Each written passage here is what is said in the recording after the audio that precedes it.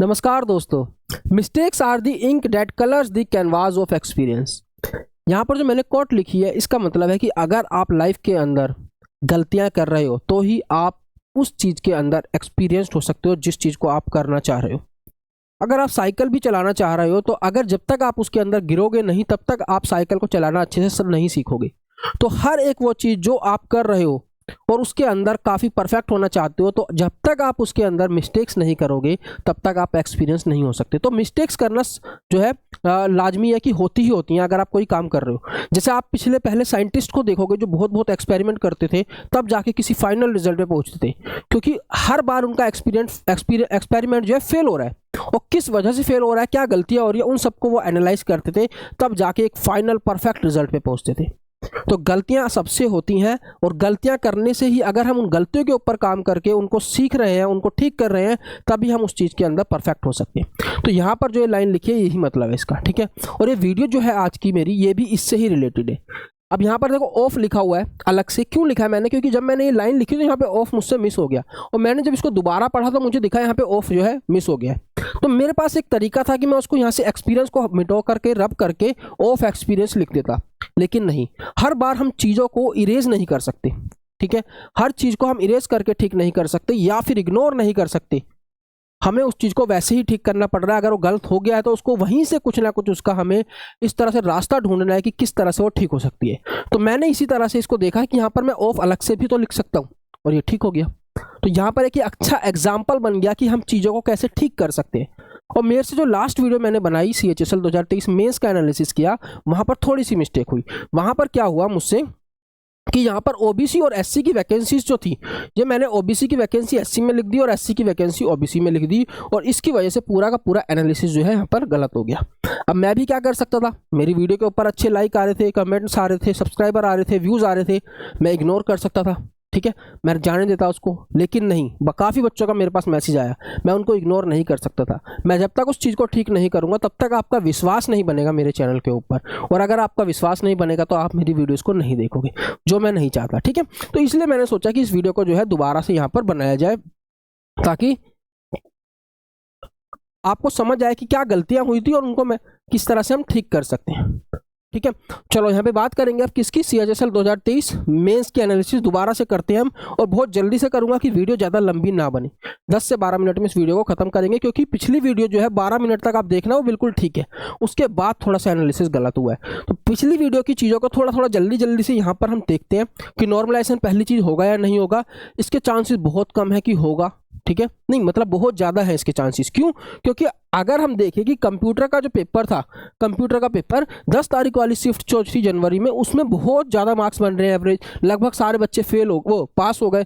और जो 2 तारीख वाली शिफ्ट है नवंबर की, उसमें लगभग 40% बच्चे फेल हो रहे हैं क्योंकि पेपर कठिन था और एवरेज मार्क्स कम बन रहे हैं। बाकी की जो और बाकी सब्जेक्ट थे उनके एवरेज मार्क्स पे इतना फर्क नहीं पड़ रहा, लेकिन कंप्यूटर के मार्क्स से बहुत फर्क पड़ रहा है। तो नॉर्मलाइजेशन होना कंप्यूटर के अंदर खासकर जो है बहुत ज़रूरी है और होना भी चाहिए।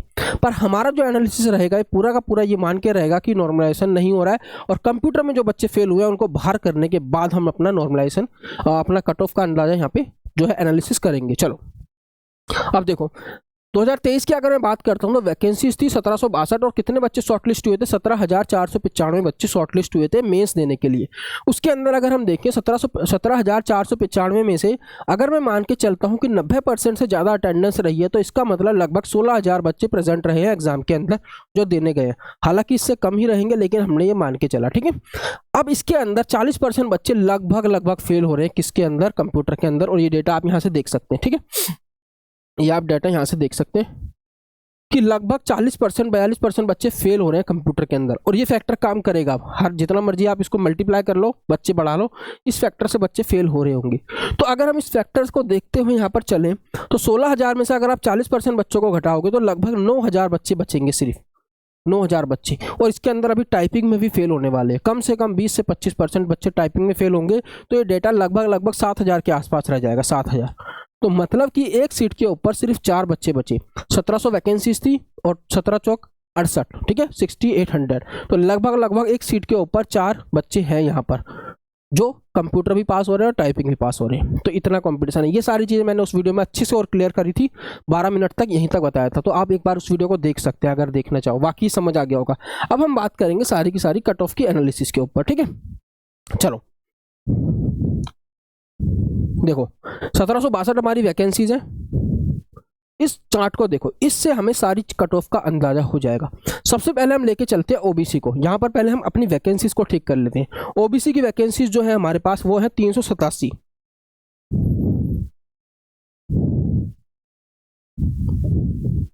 387।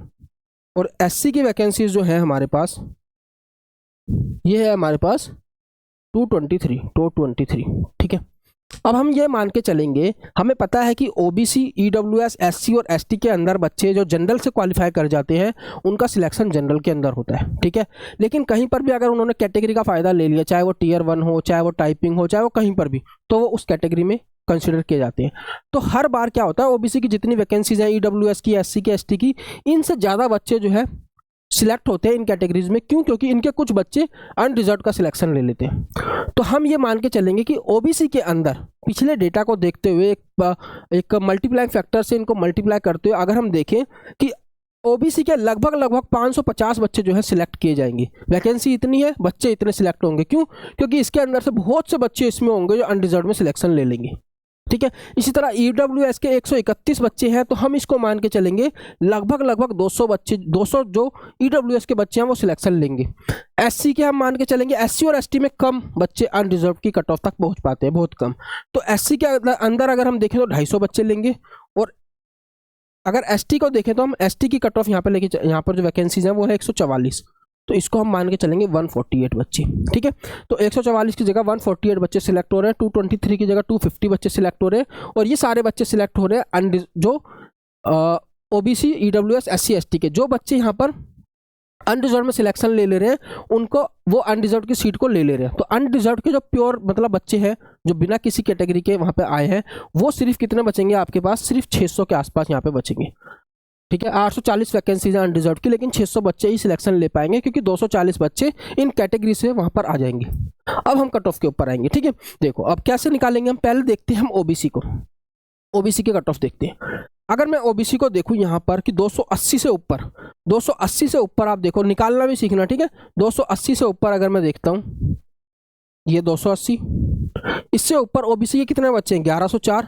और कितने बच्चे कंप्यूटर में फेल हो रहे हैं 280 से ऊपर? ओबीसी के 422, ठीक है। तो इसको अगर आप कैलकुलेट करोगे, 1104 में से अगर आप 422 को हटाओगे तो आपके पास बचेगा कितना? 10 में से दोगे 8, और ये 682 बच्चे, ठीक है। 682 बच्चे आपके पास वो बचेगा जो कंप्यूटर के अंदर पास हो रहे हैं ओबीसी के, और 280 से ऊपर नंबर ला रहे हैं। अब ध्यान देना, इन 682 के अंदर दो फैक्टर यहाँ पे ध्यान रखे जाएंगे। पहला तो क्या, टाइपिंग में बच्चे फेल होंगे, ठीक है। और टाइपिंग में अच्छे खासे बच्चे फेल होते हैं, 20 से 25% बच्चे फेल होते हैं। दूसरा, इसमें बहुत सारे ऐसे बच्चे होंगे, अगर वो इतने मार्क्स ला रहे हैं तो चांसेस ये है कि उनमें से बहुत बच्चे सीजीएल 2023 के अंदर या फिर ईपीएफओ के अंदर सिलेक्शन ले चुके होंगे और वो पोस्ट प्रेफरेंस फॉर्म को नहीं फिल करेंगे, ठीक है। तो अगर हम ओवरऑल देखेंगे, टाइपिंग के बच्चे जो फेल हो रहे हैं और जो प्रेफरेंस नहीं फिल करेंगे, अगर हम उनको ओवरऑल 25% के आसपास मान लें, क्योंकि इससे ज़्यादा ही रहेगा डाटा, लेकिन हम 25% लेके चलें अगर, तो अगर हम इसका 25% निकालें, 25% इसमें घटा दें बच्चों को, तो कितने बच्चे आएंगे हमारे पास? लगभग 512 बच्चे आएंगे। अगर इसमें से मैं 25% बच्चों को घटा देता हूं तो 512 बच्चे, ठीक है। ओबीसी के अंदर ऐसे हैं जो 280 से ऊपर नंबर ला रहे हैं, और ओबीसी की वैकेंसीज कितनी थी? 550, और 280 से ऊपर नंबर लाने वाले हमें 512 बच्चे मिल गए जो 280 से ऊपर नंबर ला रहे हैं, ठीक है। इसका मतलब इसके हम थोड़े से बच्चे और आएंगे और कट ऑफ हमारी लगभग 284-85 के आसपास रहेगी। तो यहां से मैंने जो पता करा कि ओबीसी की जो कट ऑफ जाएगी, ओबीसी की कट ऑफ, ये फाइनल कट ऑफ लिख रहा हूं यहाँ पे ओबीसी की, ठीक है। फाइनल कट ऑफ ओबीसी की, ठीक है। ये अगर दिख ना रहा हो तो मैं इसमें थोड़ा पेन ये वाला ले लेता हूँ। ओबीसी की पहली कट ऑफ लिखता हूँ मैं, कितनी जाएगी? लगभग 285। और आपको समझ आया होगा, अब सारी चीज़ें कंसिडर की गई हैं, ठीक है। पहले मैंने ये बहुत ज़्यादा बताई थी 294, क्योंकि वहाँ पे ये मैंने फैक्टर कंसिडर नहीं किया था, टाइपिंग वाला वो पहले ही कंसिडर कर लिया, उसकी वजह से गलत हो गया। और दूसरा कि बच्चे ईपीएफओ में भी सिलेक्ट हुए हैं और सीजीएल में भी सिलेक्ट हुए हैं, ठीक है। चलो, ये मेरे दिमाग में था, लेकिन उस टाइम थोड़ी प्रॉब्लम आई माइक वगैरह की, लाइट वगैरह की, वो मैं बताना ही भूल गया। चलो अब देखो यहाँ पे बात करते हैं किसकी? EWS category. ईडब्ल्यूएस की अगर हम बात करें, ईडब्ल्यूएस की ध्यान से समझना इन चीज़ों को। ईडब्ल्यूएस के अंदर हमारे पास अगर मैं देखूं 280 से ऊपर, 280 प्लस कितने बच्चे हैं, 280 से ऊपर देखो ईडब्ल्यूएस के कितने बच्चे हैं, 543, ठीक है।